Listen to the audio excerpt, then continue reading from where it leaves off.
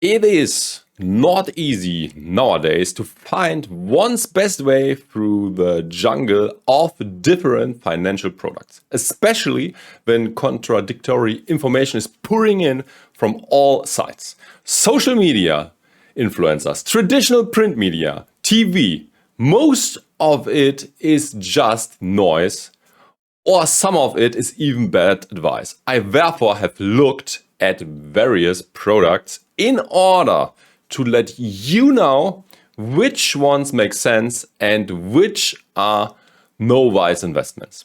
I will rate individual shares, hedge funds, ETFs, mutual funds, and even crypto, and let you know how important each one is for a rational investor's portfolio. Hello and welcome to Finance with Axel. This is no investment advice. I just researched how a sensible investor would construct his portfolio. I will start showing you the best product going down the list to the least favorable ones. The first place and therefore the best investment product are index funds and ETFs, also known as exchange-traded funds. These products allow you to invest into hundreds or even thousands of stocks at unbeatable low fees. The total expense ratio for these products typically range from 0.1 to 0.4% per annum. Diversification is the only free lunch on the stock market. We like to enjoy our free meal, of course. That's why a sensible investor nowadays has to invest with ETFs and index funds. Investing in a globally diversified portfolio allows us to remain the same expected returns while reducing our risk through diversification. Diversification is desirable because individual stocks have an extreme volatility. They can multiply, but they can also lose a lot, even to the point of bankruptcy. In the long term, however, the market trends upwards and the smart investor would like to take advantage of this long-term trend. This should be done with as little risk as possible. There are risks that are compensated by the market and unpaid risks. If you decide to have only one stock in your portfolio, this is an unpaid risk. You still have to expect the market return only, but your assets will fluctuate widely around that value. You could make 100% profit while the market returns only 7%, but your company could also go bankrupt. The more securities you include in your portfolio, the more diversified you are. The closer you will get to the average. In this case, the market return. Doing it yourself would not be possible, as nobody wants to manage thousands of positions. Maintaining the portfolio would also be very time-consuming and expensive.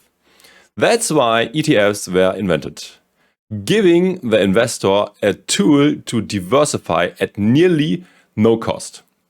Anyone who seriously wants to build wealth will therefore has to invest in index funds and ETFs. Scientifically proven, index funds and ETFs are the best way to build wealth.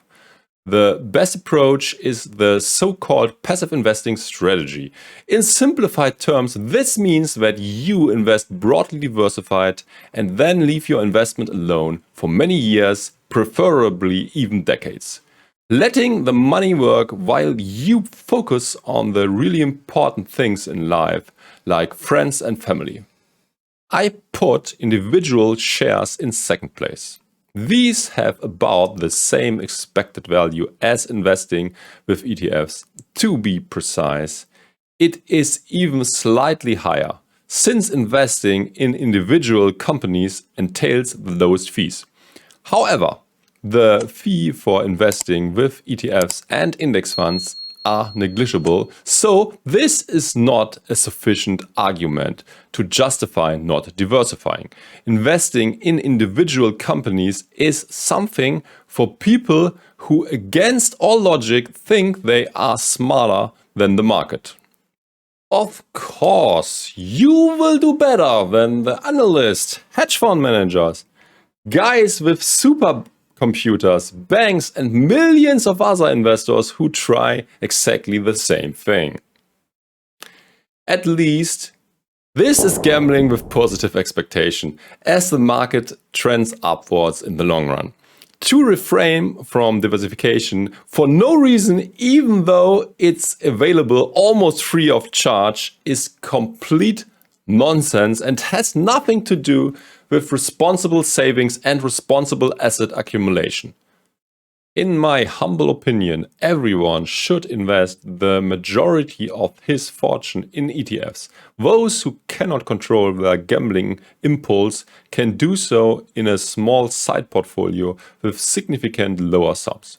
On the third place, mutual funds. These are usually actively managed funds with bigger fees, meaning that there is a manager or a team of analysts trying to outsmart the market.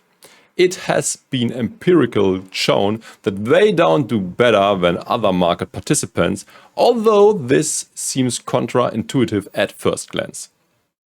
In the end, all comes down to the efficient market hypothesis.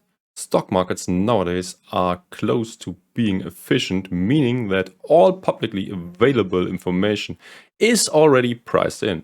That's why even smart overpaid managers cannot reliably outperform, meaning that you again get the market return on average, minus a way more hefty fee.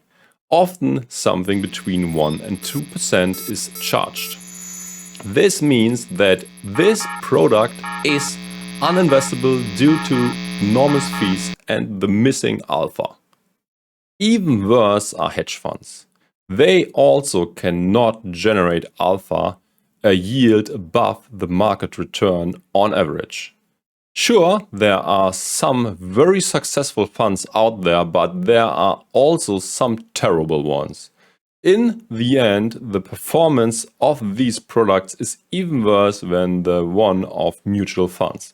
This is because the fees are even higher. On top of the normal fee, you often also have to pay an additional performance fee of up to 20% of the returns in a given year. This makes hedge funds the worst product mentioned so far. Sure, there are some hedge funds that they're able to achieve very high alpha for some years, but these outperformers cannot reliably be picked and invested into, as past results are no reliable indicator for future returns. Often the top funds end up last in the following year. Let's come to the bonus asset out of competition, namely crypto. This is a very risky form of investing. Not even sure if this can even be called an investment yet. Crypto is still an unproven asset class. The asset class is very young and nobody knows yet if cryptocurrencies will persist or go under. It could still be the case that this is just an investment fad and a bubble that might still pop. I am personally a fan of crypto, but that's pure speculation and a lot can still go wrong. I wouldn't recommend anyone to put more than 5% of his net worth into crypto. If you don't want to go very deep into the rabbit hole, I would also suggest not to invest into any potential 100x low-ranked gems. The market at this stage is full of scams. It sounds like a get-rich-quick scheme. Yes, thank you. You will get rich quick. We all will. Ponzi's. The more people that get involved, the more people who are investing, the more money we're all going to make. It's not a pyramid scheme. It's not even a scheme per se. It's And broken promises, or promises that will soon be broken. If you are not willing to invest hundreds of hours to learn about these things, I'm not really exactly too sure what a public key is. I would stick to Ethereum and Bitcoin only as investable coins. There might be some more investable projects in the top 10, but even then your risk will increase significantly compared to the ones mentioned before. Also, be aware that there is no reset button in crypto like in legacy finance. One mistake and all your money could be gone. And it's gone. Be your own bank is not just a saying, it hits the nail on the head. This was it. Let me know if you agree or disagree with my ratings. Don't forget to like and subscribe. Thanks for watching. Bye until next time.